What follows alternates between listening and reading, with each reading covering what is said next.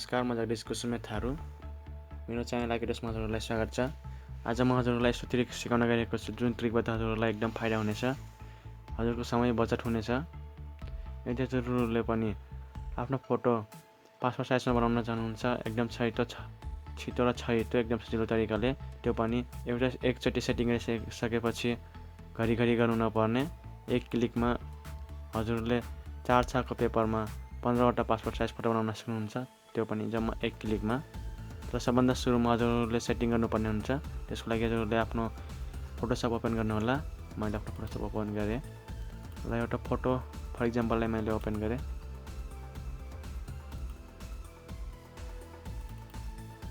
यो फोटो आफ्नै फोटो, यसमा ब्याकग्राउन्ड हटाएको छ।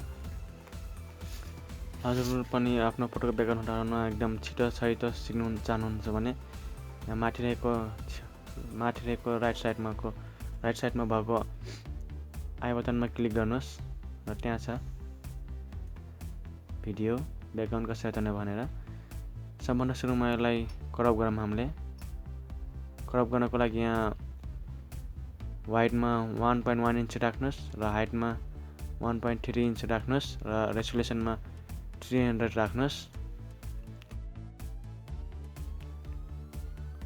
यदि हजुरको प्रिन्टर बोर्डर बाहेक अर्को कुनै कम्पनी हो भने यसमा 1 इन्च र यसमा 1.2 इन्च राख्नु होला।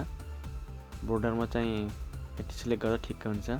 बोर्डर प्रिन्टरमा त्यहाँ सेटिङ लगाइसकेपछि यसमा सिलेक्ट गर्नुहोस्, आफूले कतिको ठिक्क हुन्छ त्यति मिलाउनु होला र ओके गर्नुहोस्। अब यहाँ एक्सन टुलमा सेटिङ गर्नुपर्ने हुन्छ। हजुरसँग यदि एक्सन टुल यहाँ छैन भने यहाँ विन्डोजमा जानुहोस् र एक्सनमा क्लिक गर्नुहोस्, यो आइहाल्छ हजुरको, यो ट्याब खुल्छ र यहाँ एउटा सेटिङ गर्नुपर्ने हुन्छ। हजुरले क्रिएट न्यू सेटमा क्लिक गर्नुहोस् र सेट 1 नै राखेँ मैले अहिले डिफल्ट, र क्रिएट न्यू सेटको छेउमा यहाँ क्रिएट न्यू एक्सन छ, यसमा क्लिक गर्नुहोस्। अब यहाँ एक्सनको नाम दिन सक्नुहुन्छ। मैले एक्सनको नाम राखेँ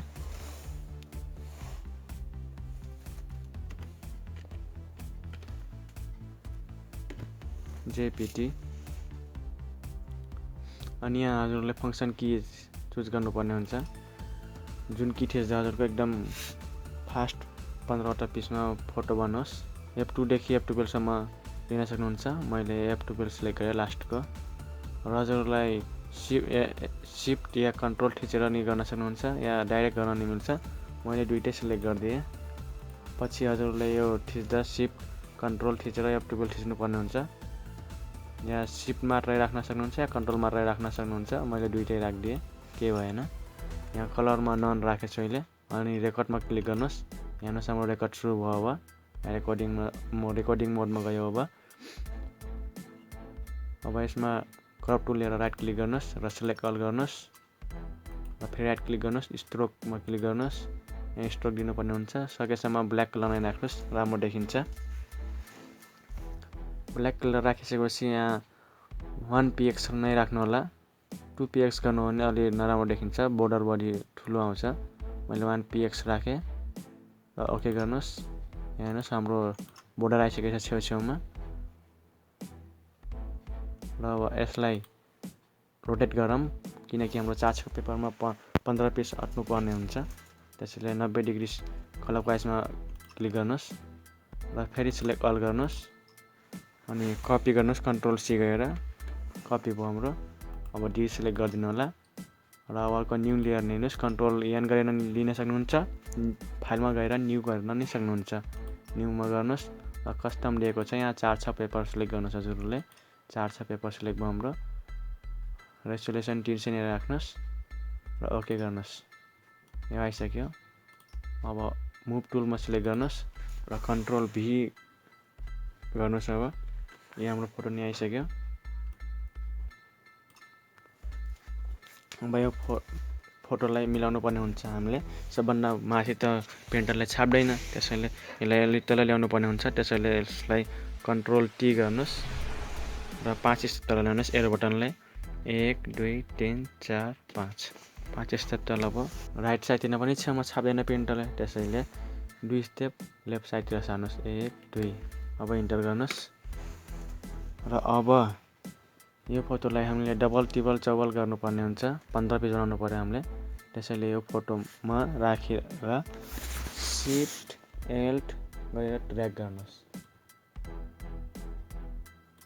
एल्ट मात्रै गर्नु हो भने हजुरको तलमाथि ड्र्याग हुन्छ, त्यसैले शिफ्ट प्लस एल गरेर गर्नु होला, राम्रो हुन्छ। कन्ट्रोल टी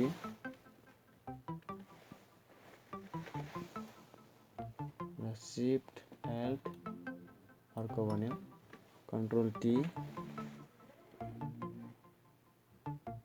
1 2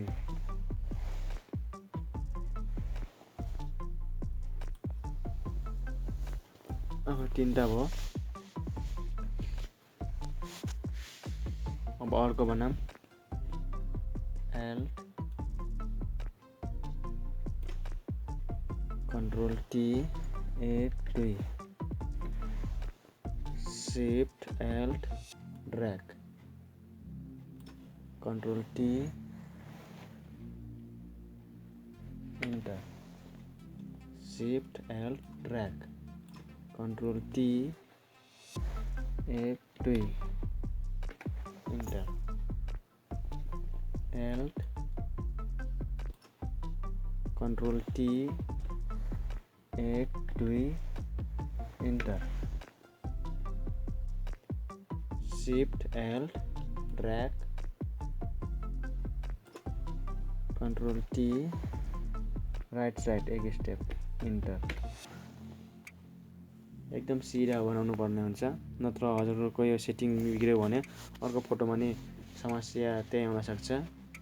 जस्तो हजुर अहिले मिलाउनुहुन्छ त्यस्तै अर्को फोटो बनाउँदा पनि अटोमेटिक आउने हुन्छ। त्यसैले यसलाई सुरुमा सबभन्दा मिलाउँदा ध्यान दिनुपर्ने हुन्छ, एकदम स्ट्रेट सिधा हुनुपर्ने हुन्छ, नत्र हजुरको फोटो प्रिन्ट भइसकेपछि कैँचीले काट्दा झ्या हुन्छ। Shift alt drag control T right साइडतिर 1 2 enter alt control T left साइडतिर 1 2 enter shift alt control T right साइडतिर एक step 1 enter shift alt drag control T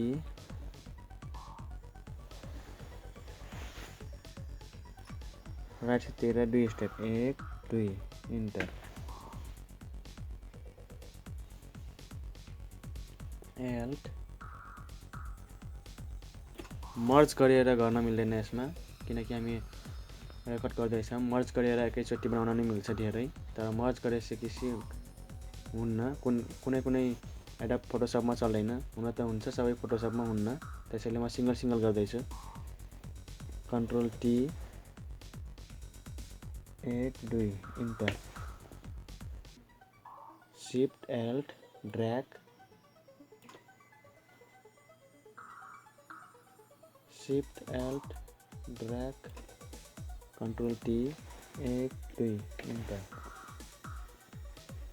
हेर्नुहोस् हाम्रो फोटो 15 त अटिसकेछ, 15 त अट्यो यसमा 400 को पेपरमा। अब यहाँ स्टप बटन छ, यसमा स्टप गरिदिनुहोस्। स्टप हामीले जति चिज बनायौँ त्यो सबै स्टोरीमा भयो सेभ। अब हामीले यसलाई क्लोज गरिदिने हुन्छ।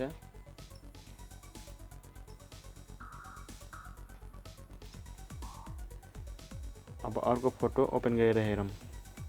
जस्तै कि अब म अर्को फोटो ओपन गर्दैछु। यहाँ हेर्नुहोस्, मैले यो फोटोलाई सिलेक्ट गरेँ, यसलाई अर्को फोटो यो र ओपन गरेँ। पहिला क्रप गर्नुपर्ने हुन्छ, क्रप गर्नुहोस्।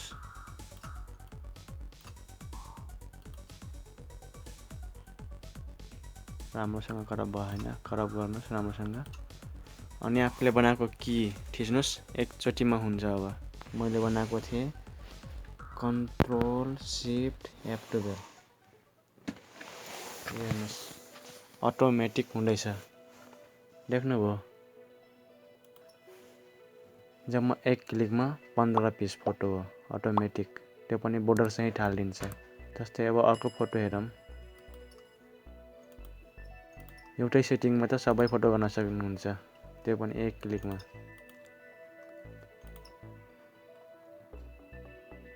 जस्तै यो फोटो छ, यो फोटो लिउँ न, सिन भएकै नै हुन्छ।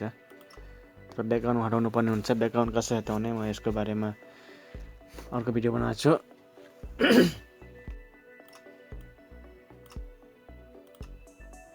यति गरिसकेपछि कन्ट्रोल सिफ्ट F12 थिच्नुहोस्। कन्ट्रोल सिफ्ट F12 यहाँ हेर्न सक्नुहुन्छ हाम्रो फोटो बनिसक्यो 15वटा पासपोर्ट साइजमा। यसरी नै हजुरहरूले टाइम लाग्ने काम एकदम छिटो गर्न सक्नुहुन्छ। यदि भिडियो मन परेमा लाइक गरी सेयर गरिदिनु होला र केही समस्या भएमा कमेन्ट गर्नु होला। धन्यवाद।